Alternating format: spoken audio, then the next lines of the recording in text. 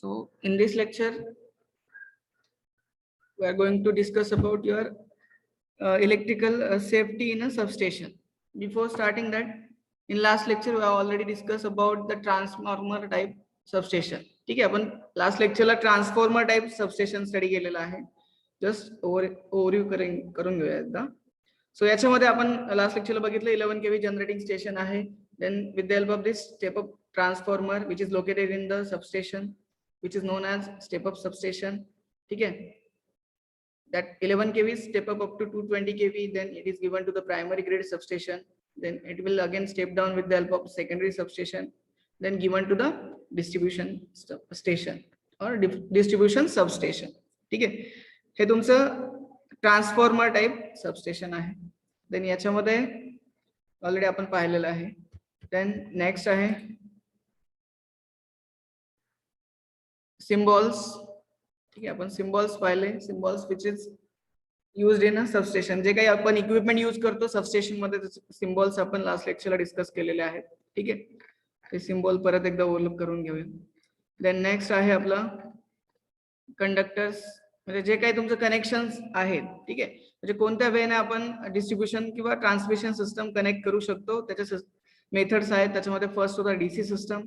ठीक आहे, त्याच्यामध्ये नेक्स्ट आहे single phase AC system, 2 phase AC system, 3 phase AC system. ठीक आहे, आपण लास्ट लेक्चरला पाहिलेलं आहे. देन आपण पाहिलं टाइप्स ऑफ ट्रान्समिशन लाईन्स. ठीक आहे, ज्या आपण ट्रान्समिशन लाईन इरेक्शन करतो किंवा इन्स्टॉल करतो त्याचे 2 टाइप आहेत, ओव्हरहेड अँड अंडरग्राउंड. ते आपण पाहिलं. देन कंडक्टर जो आपण यूज करणार आहे ट्रान्समिशन लाईन मध्ये त्याच्या काहीतरी प्रॉपर्टीज आहेत. ठीक आहे, त्या प्रॉपर्टीज आपण स्टडी केलेला आहे. त्यापैकी एक प्रॉपर्टी आहे high electrical conductivity, high tensile strength, low cost so that it can be used for long distance, then low specific gravity so that weight per unit volume is small. These are some properties of that conductor that we are using for the transmission line. Then commonly used materials आपण पाहिले होते. त्याच्यामध्ये आपण copper, aluminium, steel cored, aluminium, galvanised steel and cadmium copper हे पाहिलं. त्याच्यामध्ये copper आणि aluminium मधलं कंपॅरिझन केलं आपण. बेसिकली कॉपरची कंडक्टिव्हिटी जास्त असते as compared to aluminium, but cost is more than aluminium. कॉपरची कॉस्ट खूप जास्त असते. दॅट्स वाय आपण रेअरली प्रेफर करतो ट्रान्समिशन लाईन मध्ये.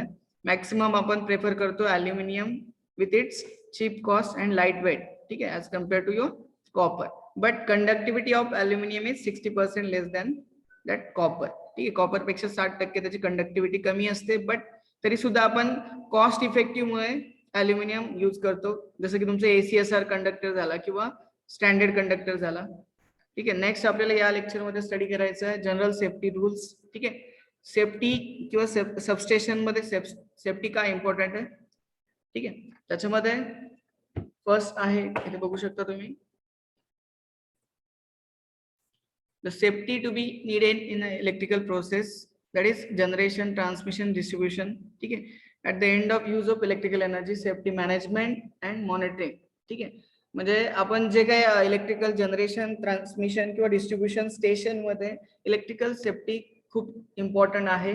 ठीक आहे, in order to manage and monitor. ठीक आहे, आता मॅनेजमेंट करताना, एनर्जी मॅनेजमेंट करताना आणि मॉनिटरिंग करताना nothing but management, nothing but कोणत्या लोड सेंटरला किती एनर्जी, किती पॉवर सप्लाय करायची आहे, कोणता फीडर बंद करायचा, हे झालं तुमचं लोड मॅनेजमेंट. ठीक आहे.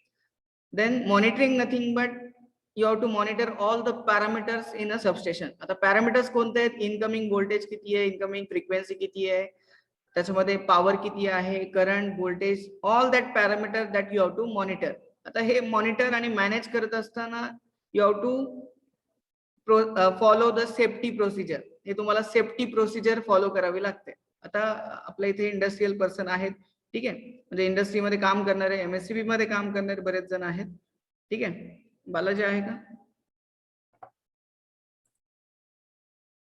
सो याच्यामध्ये फर्स्ट आहे सेफ्टी टू सेल्फ, म्हणजे जो व्यक्ती आहे, ऑपरेटर आहे, त्याने स्वतःची सेफ्टी ठेवली पाहिजे. Then safety to consumer. ठीक आहे, जो काही लोड कनेक्ट केलेला आहे किंवा कन्झ्युमर कनेक्ट केलेला आहे त्यांची सेफ्टी प्रेफर केली पाहिजे.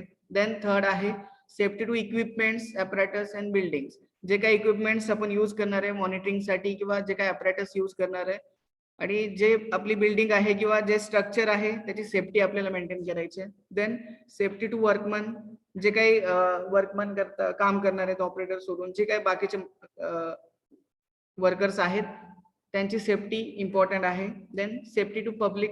ठीक आहे, फॉर एक्झाम्पल एखादं सबस्टेशन आहे डेन्सली पॉप्युलेटेड एरियामध्ये आणि एखादा जो ऑपरेटर आहे त्याने निष्काळजीपणे जर काम केलं आणि ते सबस्टेशन आता ट्रान्सफॉर्मर ब्लास्टिंग किंवा ट्रान्सफॉर्मर बंद झालेले बऱ्याचशे केसेस तुम्ही पाहिलेले असतील. ठीक आहे, व्हिडिओज पाहिले असतील. तर अशा केसमध्ये काय होतं, पब्लिकला किंवा जे पब्लिक आहे आजूबाजूला जे डेन्सली पॉप्युलेटेड किंवा इंडोर सबस्टेशन मध्ये आजूबाजूला जे राहणारे लोक आहेत त्यांची सेफ्टी इथे मॅटर करते. ठीक आहे, so you have to consider safety to public also. ठीक आहे, then some there are requirements of electrical safety. आता इलेक्ट्रिकल सेफ्टीचे काही रिक्वायरमेंट्स आहेत. आता याच्यामध्ये फर्स्टली काय करतात, I rules and IS standards. ठीक आहे, as per the procedure and as per the code. ठीक आहे, which is design by I rules. ठीक आहे, इंडियन इलेक्ट्रिसिटी रूलने जे प्रोसिजर्स अँड कोड स्टँडर्ड्स ठरवून दिलेले आहेत ते फॉलो करायचे असतात. देन इंटरनॅशनल जे स्टँडर्ड्स आहेत किंवा Indian standard you can say, आणि आई रूल्स हे खूप इम्पॉर्टंट. त्यांनी आई रूल्स आणि त्यांनी कोड आणि प्रोसिजर ठरवून दिली आहे ती फॉलो करायची असते. आता नॉर्मली काय होतं, इलेक्ट्रिकल वर्क डन म्हणजे काय येतं, तुमचं इन्स्टॉलेशन किंवा मेंटेनन्स वर्क डन येतं. ठीक आहे, आता याच्यामध्ये तुम्ही बघू शकता electrical work are normally called as a installation and maintenance work in a substation or any factory premises. ठीक है, which ensure the safe electrical environment. It is essential that product conform 2 or 3 specific instructions and guidelines followed by standard code and procedure. This standard codes and procedure is known as IE rules and IS standards. ठीक है, clear आहे सगळ्यांना. आई rules म्हणजे काय, जे Indian electricity rules आहेत ते तुम्ही लास्ट सेमिस्टर मध्ये स्टडी केले असतील. काय काय रूल्स आहेत. ठीक आहे, जसं तुमच्या सबस्टेशन मध्ये आई रूल्स ठरवून दिलेले आहेत किंवा कोड्स अँड प्रोसिजर ठरवून दिलेले आहेत. त्या प्रोसिजर तुम्हाला फॉलो करणे गरजेचं आहे. जसं आता सांगितलं की सर्किट ब्रेकर ओपन करायचा, देन आयसोलेटर ओपन करायचा, देन तुमचा अर्थिंग स्विच ऑन करायचा. ही प्रोसिजर आहे. जर याच्या उलट तुम्ही गेलं, आधी आयसोलेटर ऑन केलं, आयसोलेटर ओपन केला ऑन लोड कंडिशनला, तर तिथे आर्किंग होणार आहे. ठीक आहे, पुन्हा सेफ्टीचे जे काही सेफ्टी रूल्स आहेत ते ब्रेक होणार आहेत. ठीक आहे, that's why you have to follow the standard procedure which is design by I rules. ठीक आहे, जे आई रूल्स प्रमाणे ती स्टँडर्ड प्रोसिजर आहे that you have to follow. ठीक आहे, क्लिअर आहे सगळ्यांना. These are some requirements.